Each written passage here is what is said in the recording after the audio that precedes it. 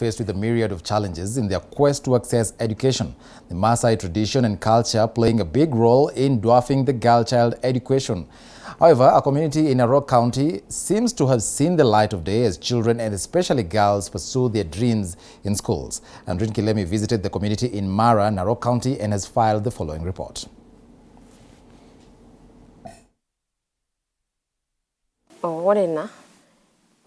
My child was young when she was married off to Tanzania. It was not her father nor me who married her off, but a friend of the family who had been given the girl by my husband. A tale that no woman, leave alone a mother, would wish was her life. The man who married me will beat me all the time, even in the morning.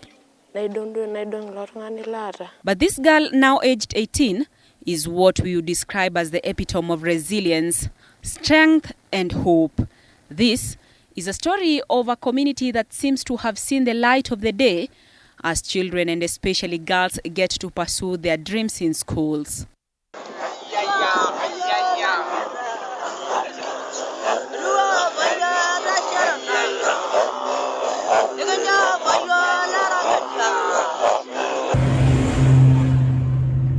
Situated 142 kilometers from Kenya's capital city, Nairobi, is Narok County. A county whose economy for decades has thrived through tourism, agriculture, and livestock keeping. We arrive at Ilturisho Primary School, which apart from being an institution of learning, is a safe haven for girls who are rescued from the retrogressive tradition of female genital mutilation and early marriages. Outside the classrooms, CBC learners are seen in session using sand and water to create different models as directed by their teacher. This painting a clear picture of the gap of inequality among CBC learners across the country. On the other side, lessons are underway for grade 5 pupils. A majority of those in this classroom are girls who were rescued from early marriages. Most of them are older in age and size. That, however, does not bother them. They are grateful that at least they got a chance to quench their thirst for education. After the day's lessons, a group of 6 girls, who are among the many rescued from the tradition and culture of early marriage, converge for a one-on-one session with a human rights activist, who is also the founder of Enamunyek Foundation, a community-based organization that prides itself in being a voice to the voiceless. Among learners in this class is a 18-year-old girl who at one time had been married off to Tanzania for close to 3 years. The 3 years, she says, were painful and full of anguish. She was lucky enough, however, to return home. One day I prepared myself, packed some of my clothes, the ones I knew I wanted to carry, looked for money and boarded a matatu, then came back home. I left a place called Olpusimoru, then passed through Ololaimutia, then I came to Nkoilale and walked on foot to my home. Moindi recounts of the suffering she went through in the hands of a man who had pushed to make her his wife, and soon perhaps the mother of his kids. One big challenge that I went through is that in the morning I didn't have anything to eat. The man who married me will beat me all the time, even in the morning.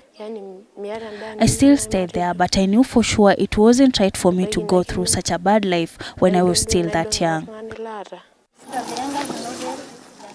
Grace Namunyak, who is a teacher by profession, quit teaching in 2016 to fully concentrate on promoting and protecting human rights, as well as rescue girls in her community from the backward culture and traditions. Na kile kilinisukuma, mimi ni mtoto Masai, nimezaliwa Masaini, nimelelewa Masaini, nimepitia katika itikadi zote za Kimasai, na kuwa mwalimu, ili niweze kuwa mwalimu nilipitia shida nyingi, na labda iligharimu mtu ama watu ili niweze kusoma hadi mahali nilifikisha nikawa mwalimu.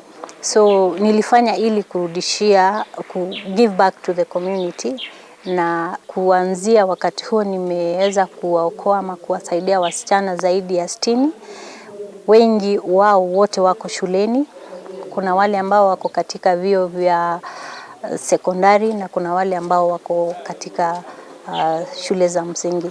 Refusal by parents to have the girls join school poses as one of the biggest challenge, as parents rarely want to return dowry that had already been paid. In some instances, dowry may have been consumed, making it difficult to have the girl return home to her parents. Unaona kuna wanafunzi ambao mali yao ama mahari yao ishakuliwa.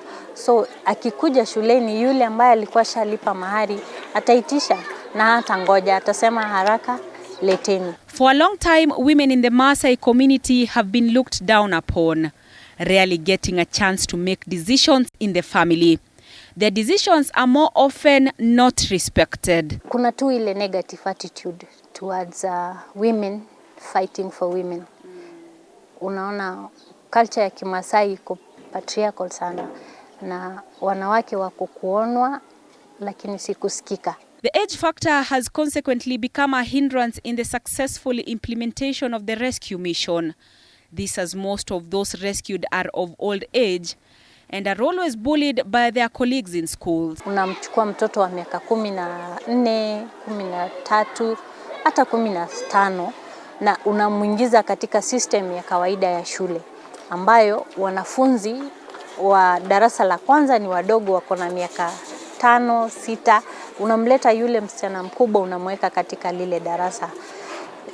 Unakuta hata kama kuna ile upendo ndani ya roho ya kuwa shuleni, yule msichana anafikiri anajipima na wale watoto, anaona labda afai, na kule kijijini wale watoto baada anaenda na wao nyumbani wanasema fulani ni mama mkubwa na ako shule. The age factor, however, according to Moindi, is least of her concerns. She has embraced her challenges and is focused on overcoming them as the sun rises each day. I'm not the only big girl in class 5. I feel I'm okay. I don't do anything bad or go against the school rules just because I'm older than the others. Communication between Moindi, her teachers and classmates is a challenge, as Moindi is only fluent in her native language Maasai. This so far seems to change, as she is now catching up with the rest of the learners. From when I came to school, I've seen a change. I came and started learning. I didn't know anything at all, but I now know everything that is going on.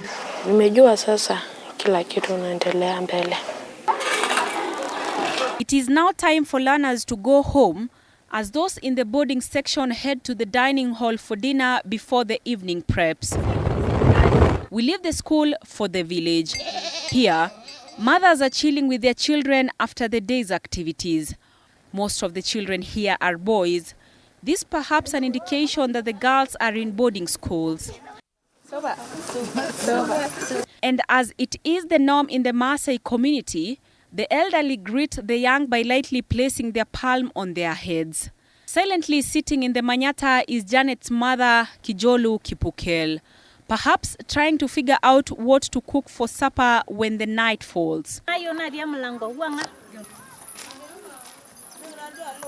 Kipukel expresses her joy with the funding that her daughter got to join school. My child would be suffering because she would be depending on me, and I don't have any business. I don't have a cow that I own at home. Women don't own anything. I'm just there.